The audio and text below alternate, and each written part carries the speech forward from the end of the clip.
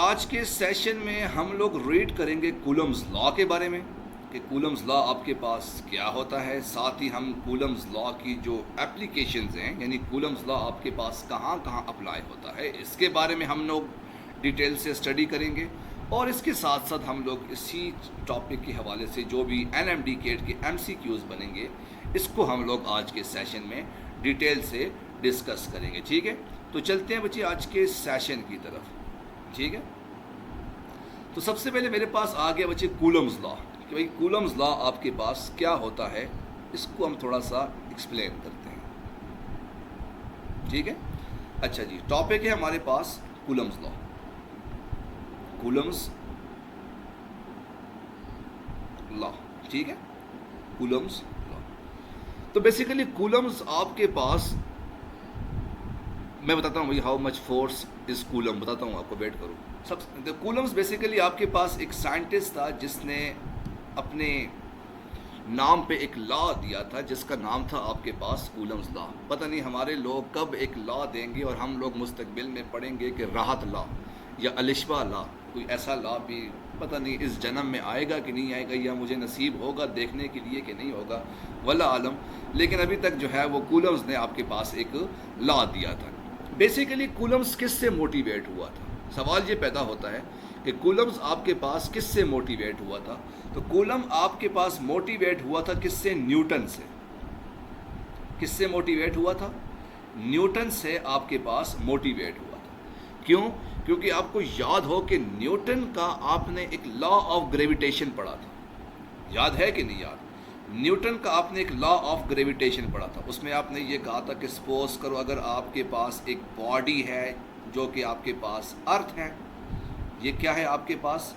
अर्थ है, और आपके पास एक और छोटा सा मैस है जिसको आपने स्मॉल m से रिप्रेजेंट किया है। इस बड़ी अर्थ को आपने लार्ज m से रिप्रेजेंट किया हुआ है और जो छोटा मैस है इसको आपने स्मॉल m से रिप्रेजेंट किया हुआ था। ठीक है, और उसने ये कहा था कि जब भी आपके पास कोई मैस हो किसी भी अर्थ की ग्रेविटेशनल फील्ड के अंदर तो वो मैस आपके पास ज़मीन की तरफ अट्रैक्ट करता है। क्या करता है जी? आपके पास अट्रैक्ट करता है। और इसके बाद उसने एक ख़ास किस्म की इक्वेशन दी थी जो कि आपने रीड की थी, शायद आपको याद हो, F =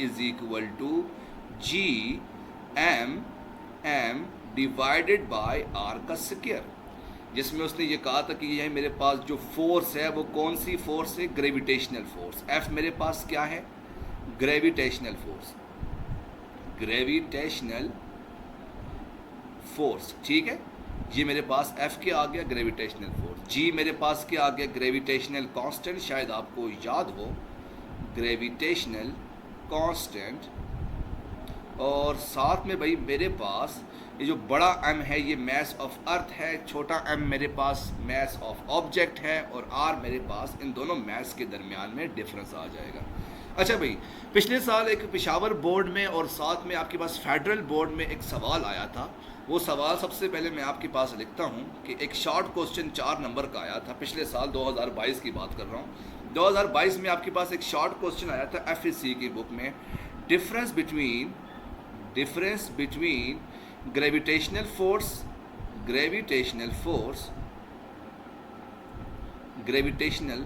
law and coulomb's law, कि भाई आपके पास ग्रेविटेशनल लॉ में और कूलम्स लॉ में आपके पास क्या फ़र्क है।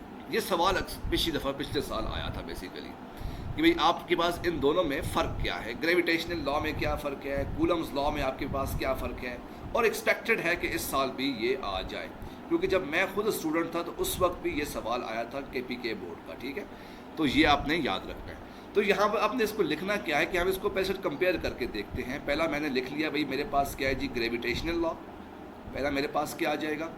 ग्रेविटेशनल लॉ, ग्रेविटेशनल, और दूसरा मेरे पास क्या आ गया? Coulomb's law. ठीक है, कूलम्स लॉ। दो तरह के मेरे पास लॉ हैं। ठीक है, अब इनमें डिफरेंस क्या है, ज़रा हम इसको डिफरेंस के हिसाब से देखते हैं। भाई हमारे पास डिफरेंस क्या है? ग्रेविटेशनल लॉ में आप लोग क्या चीज़ इस्तेमाल करते हो? मैसेस, यूज़ मैसेस, कि हम लोग मैसेस का इस्तेमाल करते हैं। इसके मुकाबले में जो आपके पास कूलम्स लॉ है, इसमें हम लोग क्या इस्तेमाल करते हैं? चार्जेस। क्या इस्तेमाल करते हैं? चार्जेस का हम लोग इस्तेमाल करते हैं। दूसरा इंपॉर्टेंट पॉइंट कि ग्रेविटेशनल लॉ में आपके पास होता क्या है? पॉइंट चार्ज आ गया, वट एवर जो भी है, मतलब सोर्स चार्ज आ गया, पॉइंट चार्ज आ गया, वो डिपेंड करता है। हम लोग ग्रेविटेशन में आप लोग मैसेज का इस्तेमाल करते हो और कूलम्स में आप लोग चार्जेस का इस्तेमाल करते हो। पॉइंट नंबर 2 देखते हैं। पॉइंट नंबर 2 आपके पास क्या आ जाएगा? पॉइंट नंबर 2, अब ये जो ग्रेविटेशनल लॉ है, इसमें आप लोग हमेशा ये कहते हो कि दो मैसेज जो हैं वो हमेशा एक दूसरे को अट्रैक्ट करते हैं। Message always attract, message always attract. ठीक है, कि आपके पास मैसेज जो है वो अट्रैक्ट करती हैं हमेशा एक दूसरे के साथ। लेकिन चार्जेस, हाँ एग्जैक्टली, लेकिन जो चार्जेस हैं या तो वो अट्रैक्ट भी करती हैं और रिपेल भी करती हैं, ये सबको पता है। तो अगर दो पॉजिटिव चार्ज होंगे एक दूसरे को रिपेल करेंगे, अगर डिफरेंट चार्ज होंगे तो एक दूसरे को अट्रैक्ट करेंगे। तो इसका क्या आ जाएगा? चार्ज अट्रैक्ट और रिपेल। चार्ज अट्रैक्ट और रिपेल, कि भाई आपके पास ये चार्ज अट्रैक्ट भी कर सकता है और रिपेल भी कर सकता है। अच्छा भाई याद रखना है, ये टॉपिक आपके पास कंपेयर करना ग्रेविटेशनल लॉ और कूलम्स लॉ, ये आपकी बुक में गिवन नहीं है, ये आपकी बुक में गिवन नहीं है। लेकिन आपके पास जो फेडरल के स्पेशली जो लोग हैं जो कि SLO बेस एग्ज़ाम देते हैं, और एक्सपेक्टेड यही है कि इस दफ़ा पेशावर बोर्ड का पेपर भी SLO बेस होगा, कंसेप्चुअल सवाल वहाँ पर आएंगे। ठीक है, तो आपने ये याद रखना है भाई कि आपके पास ये सवाल इस तरह से आ सकता है, तो अपने जहन में ये नशीन कर लो गरीब लोगों के PK वालों कि भाई तुम लोगों का ये सवाल आ सकता है। तो बाद में गिला मत करना कि सर जी आपने ये टॉपिक नहीं करवाया, क्योंकि कल पिछली दफ़ा रात ने बड़ा गिला किया था, सर आपने एक टॉपिक पर मेरे साथ शर्त लगाई थी, वो नहीं आया। तो मैंने कहा अगर वो नहीं आया तो इसके अलावा और तो बहुत से आए हैं। नहीं सर वो नहीं आया। वो भाई ये देखो ऐसे ऐसे भी होता है ना। तीसरा सवाल देखते हैं जी। अब ग्रेविटेशनल लॉ की आपके पास इक्वेशन क्या होती है? F is equal to G M M divided by R का स्क्वायर। ये आपके पास ग्रेविटेशनल लॉ की इक्वेशन होती है। What about Coulomb's law? Coulomb's law की इक्वेशन क्या होगी? F is equal to K Q1 Q2 divided by R का स्क्वायर। ठीक है, ये दो किस्म के आपके पास इस तरह से लॉ आ जाएंगे। ठीक है, अच्छा जी, एक और सवाल पॉइंट नंबर 4, आप इसको ज़रा गौर से देख सकते हो कि भाई यहाँ पर मेरे पास जो G है वो क्या है जी? Gravitational constant. G gravitational constant, gravitational force constant, gravitational constant. ठीक है, जिसकी एक ख़ास किस्म की वैल्यू होती है 6.626 इंटू 10 रेज़ की power -24 newton metre square divided by kilogram का स्क्वायर। बच्चे इस वैल्यू को ज़रा कंफर्म कर देना, मुझे एग्जैक्टली याद नहीं है। ठीक है, तो मैं यहाँ पे लिख लेता हूँ काइंडली कंफर्म। तो ये 24 है कि जो भी है आपने इसको कंफर्म कर देना है एक दफ़ा, क्योंकि अब एग्जैक्टली मुझे वैल्यूज़ वगैरह याद नहीं होती, तो आपने इसको देख लेना है। सिमिलरली कूलम्बिक फोर्स में आपके पास क्या होगा? कूलम्बिक फोर्स में आपके पास ये जो K है मेरे पास कूलम्बिक कांस्टेंट होगा। K is equal to coulomb's constant, coulomb's constant, और इसकी वैल्यू आपके पास क्या होती है? K is equal to 9.11 into 10 rays की power 9 newton metre square divided by coulomb का स्क्वायर। तो ये 4 पॉइंट्स हैं जो कि आपके पास डिफरेंस में आ जाएंगे। ठीक है, ये 4 पॉइंट्स हैं आपके पास डिफरेंस पे आ जाएंगे। ग्रेविटेशनल लॉ की और कूलम्स लॉ की आपके पास ये 4 पॉइंट डिफरेंस आ जाएंगे। अच्छा, अब सवाल ये पैदा होता है कि सिमिलरिटीज़ क्या है? कि भाई आपके पास ग्रेविटेशनल लॉ में, ये तो आपने डिफरेंस बताया ना, ये आपके पास सर मेरे पॉइंट्स, हाँ भाई 4 पॉइंट्स आपके पास आ जाएंगे। ठीक है, अब ये तो आपने बताया भाई डिफरेंस बताया, सर कुछ सिमिलरिटीज़ भी हैं क्या? एग्जैक्टली सिमिलरिटीज़ भी मौजूद हैं। ठीक है, अब सिमिलरिटीज़ के बारे में देखते हैं भाई कि आपके पास कौन कौन सी सिमिलरिटीज़ आ सकती हैं। ठीक है, क्योंकि सवाल अक्सर औक़ात आता है जी, defined and explain the similarities between gravitational and coulomb's law, difference और and similarities between gravitational and coulomb's law. अब हमने क्या कहना है जी, similarities, similarities, similarities between coulomb's and gravitational, कि आपके पास कूलम्स में और ग्रेविटेशनल में क्या सिमिलरिटीज़ हैं, क्या क्या आपके पास कॉमन है, जिसके बारे में हम लोग बात करेंगे। अब हम इसके बारे में हम लोग बात करेंगे, ठीक है। तो एग्जैक्टली भाई वही मैंने स्ट्रेट लाइन ड्रॉ किया। ये क्या लिखा जी, बाय सर मैं रिसीव्ड राइडिंग ले लूँगा। अच्छा, मतलब पुराने लेक्चर तुम ले लोगे, कोई बात नहीं, ले लो। Bye bye, tata, goodbye, गया। हाँ जी, तो ये आपके पास आ गया ग्रेविटेशनल, ग्रेविटेशनल, और दूसरा आपके पास क्या आ गया जी, कूलम्स, कूलम्स, ठीक है।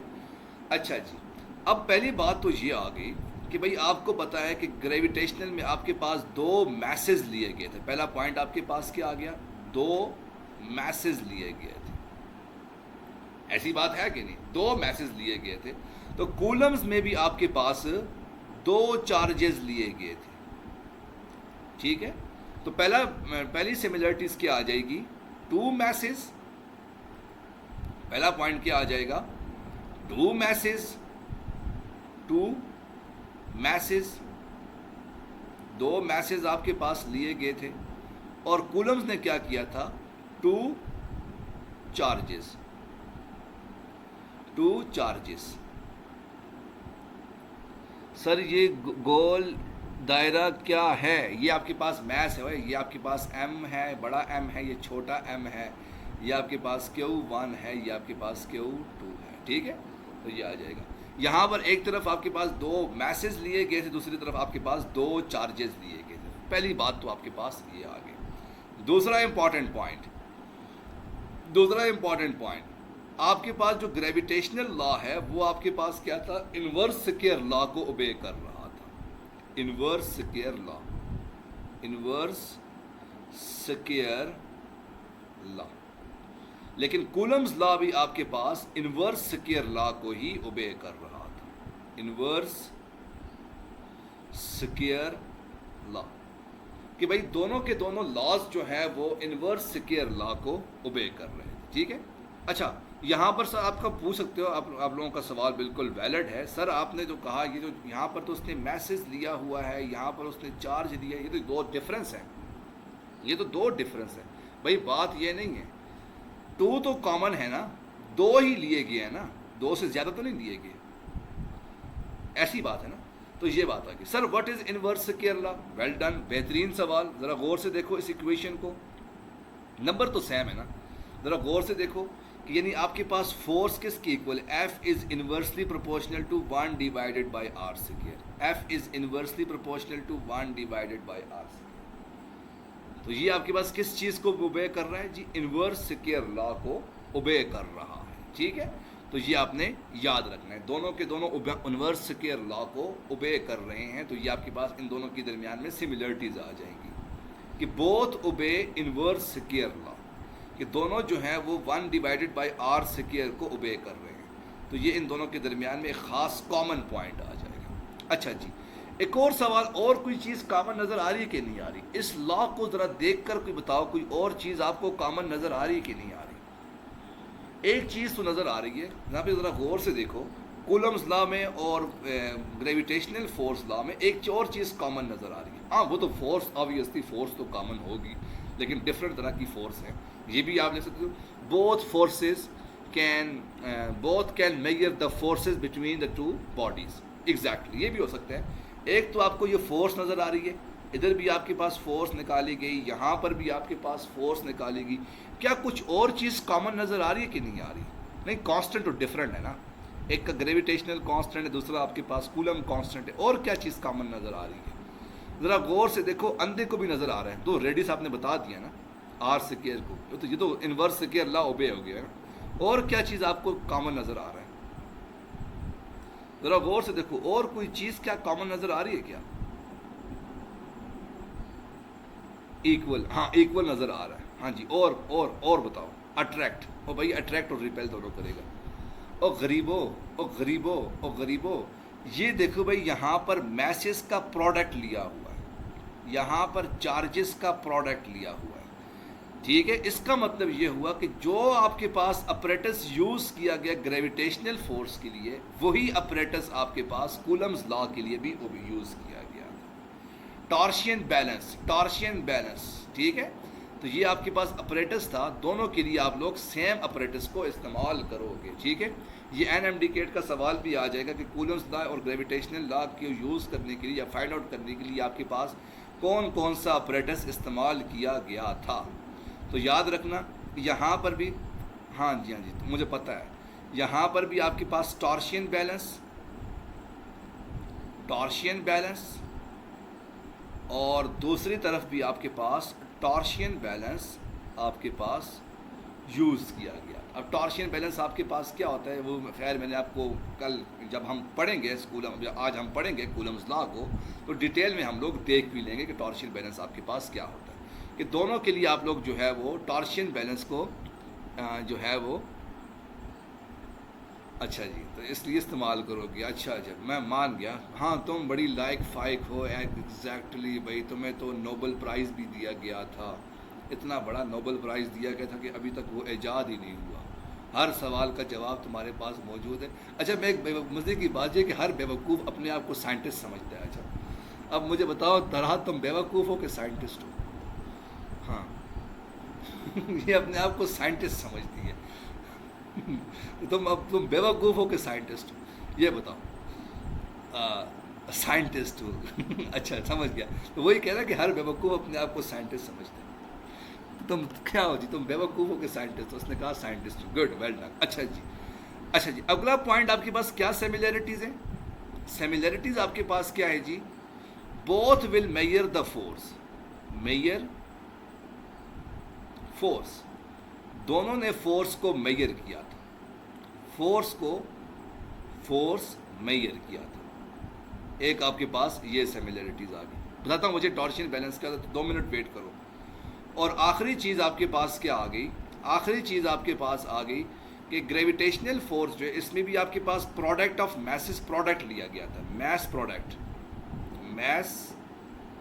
प्रोडक्ट, कि भाई इसमें आपके पास मैसेस का प्रोडक्ट लिया गया था, लेकिन यहाँ पर आपके पास चार्ज का प्रोडक्ट लिया गया था।